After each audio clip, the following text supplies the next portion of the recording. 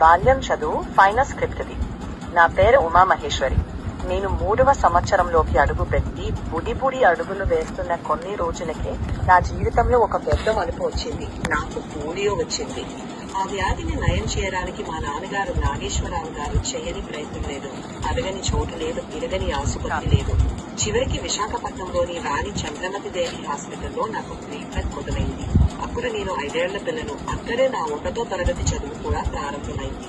ఆ హాస్పిటల్లో చదువు మాత్రమే కాదు, పిల్లలను ముందుగా నిలబెట్టడం, నడిపించడం కూడా ముఖ్యమని భావించేవారు.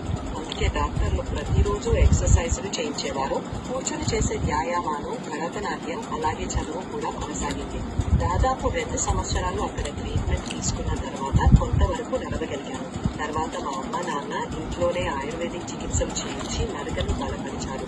మా నాన్నగారు డాక్టర్ కావడంతో నాకు ప్రతిరోజు వాకర్తో నడక ప్రాక్టీస్ చేయించి వ్యాయామాలు చేయించేవారు. ఆ ప్రయత్నాల వల్ల నేను చాలా వరకు కోలుకున్నాను.